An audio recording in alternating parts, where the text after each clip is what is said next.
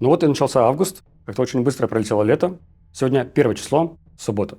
Но как будто ко второй половине лета война стала больше разгораться, в том числе и по фронту. И вот как раз с него я и начну. Удивительная такая ситуация получается.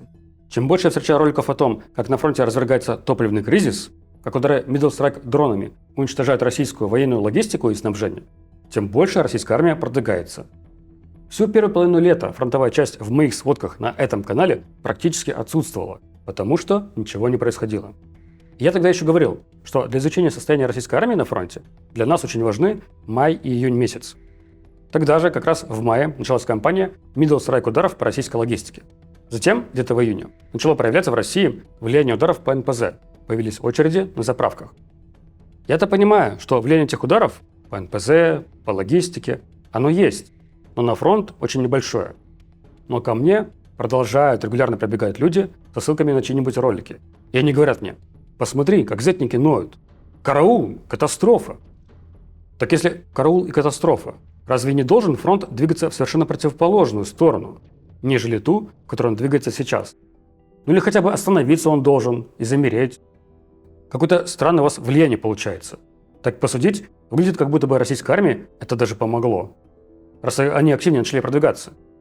И вот снова в моей сводке здесь есть фронтовая часть. Сейчас горячим направлением является Донецкая область, в частности Добропольская, Константиновская и Славянско-Краматорское направление. В середине прошлой недели была крупная механизированная атака российских сил на Добропольском направлении. Колонна бронетехники выдвинулась со стороны поселка Новоэкономическое и села Воздвиженка, в сторону села Шахово. Причем это был такой комбинированный общевойсковой бой, в котором помимо танков, бронетехники и пехоты также участвовала легкая техника, вроде мотоциклов и квадроциклов, а также наступление поддерживала реактивная артиллерия, авиация и подразделения беспилотников, которые запускали герберы и ланцеты. Кстати, все перечисленное требует топлива, которого якобы нету на фронте. Эта атака была отбита, но здесь важен сам масштаб боевых действий. Это не просто какая-то инфильтрация или диверсионная группа, это именно что бронетанковая колонна, которая пошла в наступление.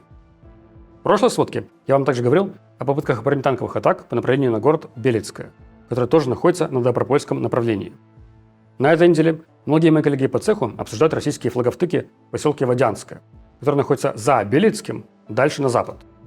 В целом на этом участке местности Россия развила большую активность. Уже заявила захват поселков Шевченко, Светлое, Черниговка, оно же Красноярское. Поэтому многие сейчас считают, что произошло одно из двух вероятных событий. Либо российская армия смогла добиться здесь локального тактического прорыва, либо новый главнокомандующий ВСУ Михаил Драпаты решил таким образом спрямлять линию фронта и дал приказ на отход с некоторых позиций.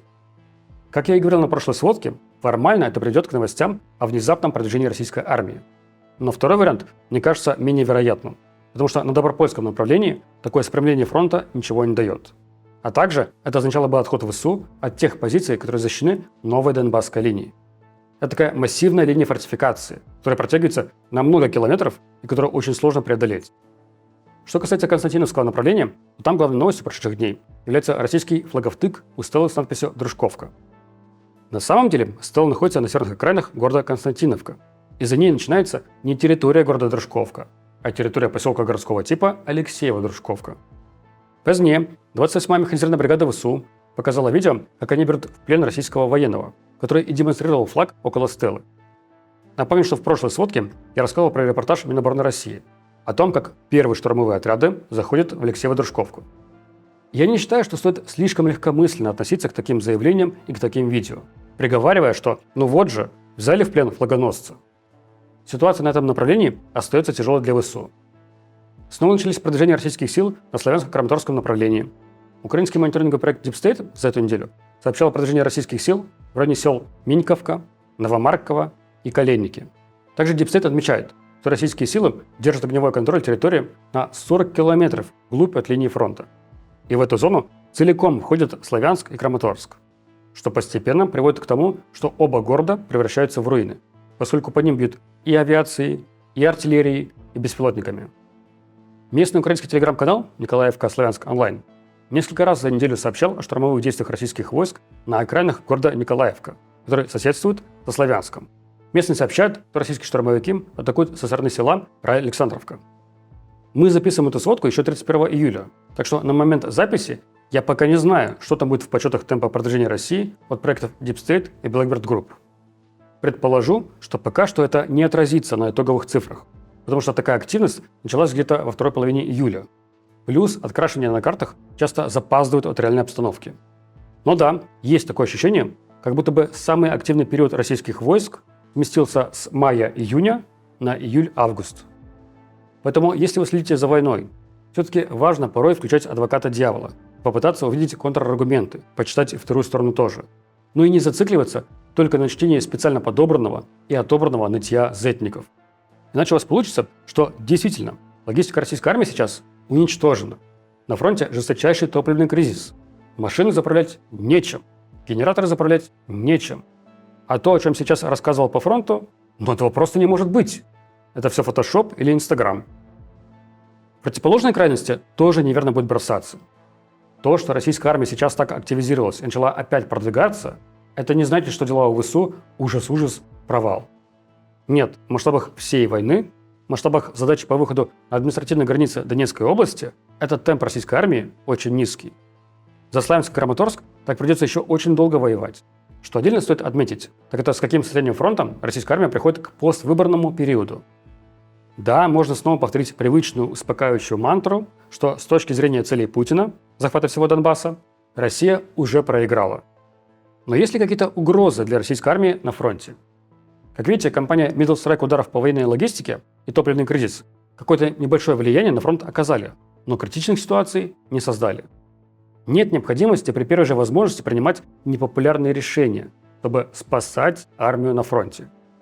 И бронеатака российских войск на Добропольском направлении в сторону Шахова, на мой взгляд, также показывает, что в нынешней войне количество не переходит в качество. Ведь несмотря на большое количество привлеченных сил, оно никакого успеха не достигло.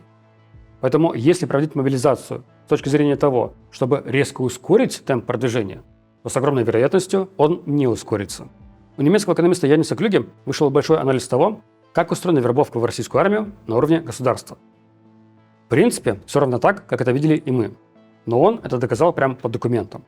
Есть федеральный годовой план по набору в российскую армию. Он спускается дальше от администрации президента на уровень регионов, устанавливая каждому региону свой план на год.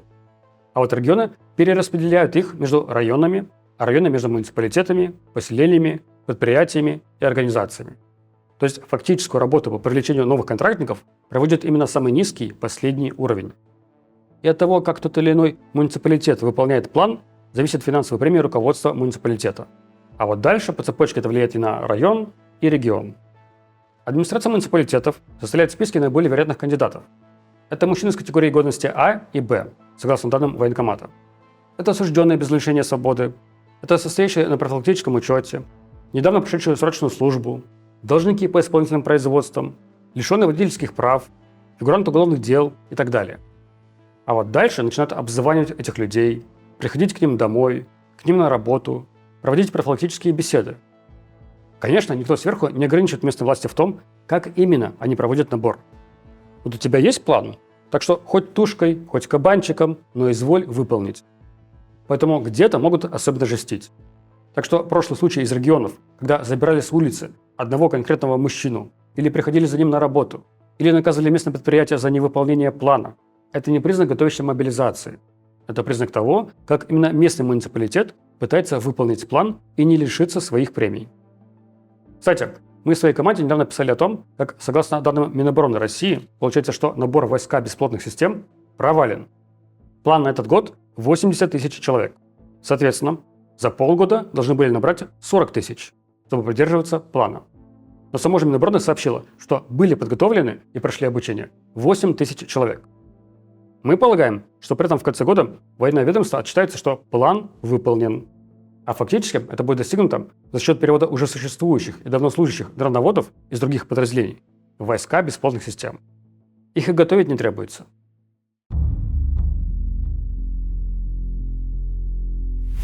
Перейдем к вопросам изменений в украинской армии.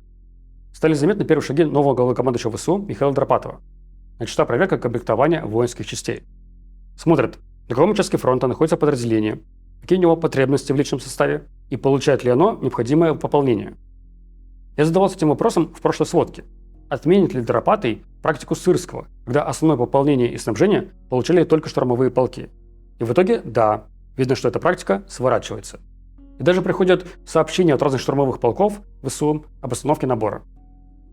Давно и много обсуждается реформа ТЦК, а Зеленский именно провал реформы ТЦК называл основной причиной для увольнения Михаила Федорова. Хотя, казалось бы, это сфера ответственности не министра обороны, а главкома и начальника Генштаба. И вот Генштаб Украины совместно с Государственным бюро расследований проводит операцию «Честный призыв». Проверяет случаи помощи в уклонении от мобилизации за деньги, а также превышение полномочий сотрудниками ТЦК, включая избиение и пытки военнообязанных. Сырского много критиковали разные аналитики за практику постоянного создания новых бригад в условиях дефицита личного состава. В итоге это приводило только к ухудшению положения действующих бригад, потому что пополнение личным составом уходило не им, а новым бригадам. При Михаиле Драпатом эту практику остановили. Конкретно приостановили формирование 50-й, 55-й, 76-й и 167-й отдельных механизированных бригад.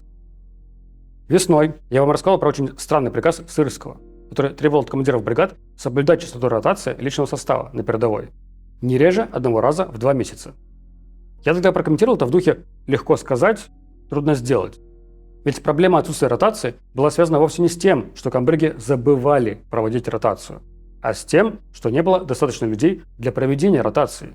Плюс многие участки фронта крайне сложны и опасны для перемещения личного состава с позиций в тылы и обратно из-за угрозы дронов. И вот сейчас выяснилось, что в середине июля Александр Сырский давал указание провести проверку в 93-й механизированной бригаде «Холодный Яр», по итогам которой он снял с должности командира бригады Шамиля Круткова. Интересно в том, что основанием для проверки стал тот самый приказ про ротацию. Проверяли, соблюдает ли 93-я бригада правила ротации не реже одного раза в 2 месяца или нет. Фактически, Сырский просто использовал этот свой приказ как способ снимать с должностей нелояльных людей. Михаил Драпатый отменил этот приказ и подписал новый, в котором приказал Шамилю Круткову вернуться на свое место и снова возглавить 93-ю бригаду «Холодный Яр». Российские военные прекрасно знают эту украинскую бригаду, поскольку у нее большой боевой опыт, и она много в каких важных боях участвовала. Я вчера видел, что в Украине продолжаются протесты против отставки Михаила Федорова. Люди требуют вернуть его на должность министра обороны. Но корреспондент Financial Times Крис Миллер, который давно живет в Украине, пишет в основном про нее, написал целую книгу по этой войне, брал интервью недавно у самого Зеленского. Так вот, Крис считает показательным, что Михаил Федоров дал интервью «Украинской правде». По словам Криса, это одно из самых нелюбимых Зеленским СМИ. И раз Федоров дает этому СМИ интервью, значит, он окончательно отрезан от внутреннего круга Зеленского. И крайне маловероятно, что вернется на должность министра обороны. Хоть сейчас фронт снова активизировался, но все же основное внимание по-прежнему на дальнобойные удары двух сторон по друг другу. Нехороший сигнал пришел от Дональда Трампа, который в интервью с Financial Times сказал, что он не уверен, что США будет передавать Украине лицензию на производство зенитных ракет для комплекса противовоздушной обороны «Патриот». И это буквально через пару дней после личной встречи с Зеленским, которая вроде бы как прошла хорошо. Не устану повторять, что Трамп крайне ненадежная фигура. Так что если даже он публично под камерой в присутствии Зеленского заявляет, что Америка передаст лицензии на ракеты «Патриот» Украине, это еще ничего не значит. Он может еще 10 раз поменять свое мнение. И вот пока что не то чтобы поменял, но уже колеблется. На встрече с Трампом Зеленский также запросил зимний пакет ракет для комплекса «Патриот» в количестве 300 штук. И пока не ясно, одобрит этот запрос или нет. Я залезу сейчас не в свою сферу, но я бы предположил, что Трампу было бы выгодно политически одобрить хотя бы этот запрос. Потому что скоро промежуточные выборы в Конгресс. И надо не выглядеть совсем уж таким откровенно пропутинским человеком. Сама воздушная война тоже меняется технологически. Проходит очередной цикл адаптации.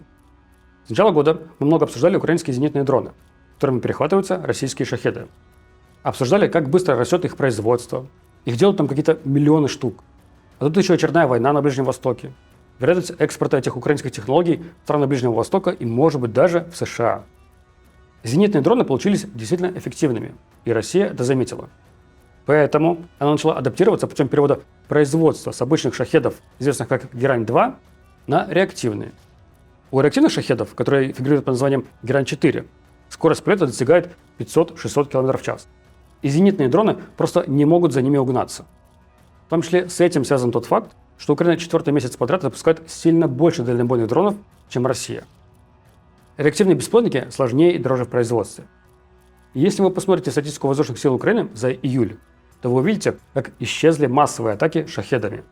Год назад мы с вами обсуждали, что вот идут атаки, где за раз по 500, по 700 шахедов, а наверное скоро будет и 1000. И сейчас почти весь июль 100, 110, 108, 70 и так далее. Это тоже потому, что меняют производство.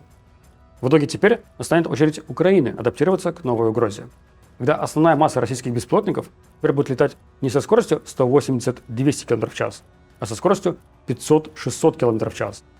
Резко вырастет нагрузка на летающее ПВО в виде истребителей МиГ-29 и F-16. Потому что для них как раз проще перехватывать такие быстролетящие цели, которые по сути ничем не отличаются от крылатых ракет. Поэтому нужно срочно искать новые поставки большого количества ракет класса «воздух-воздух», совместимых с теми носителями, которые есть у Украины. И также с этой проблемой связана очередная потеря Украины самолета F-16. Он был потерян в ходе перехвата воздушных целей.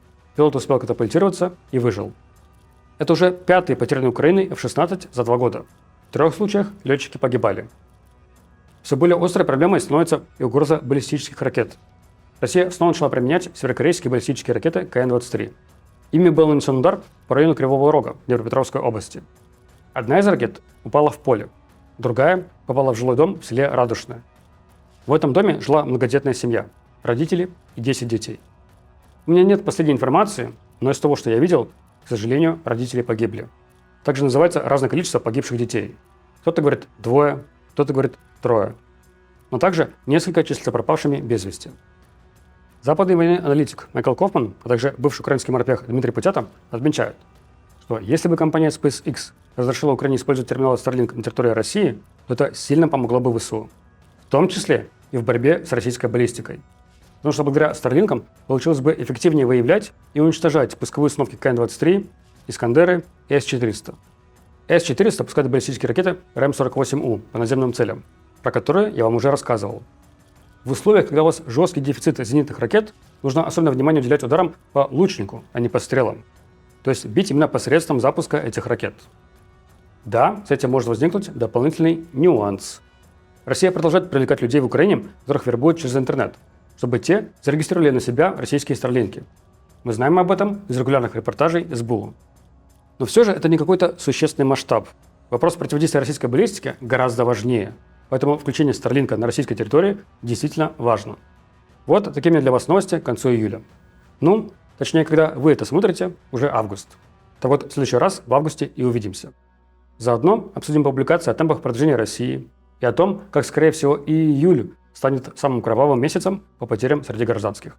До встречи через неделю. Пока.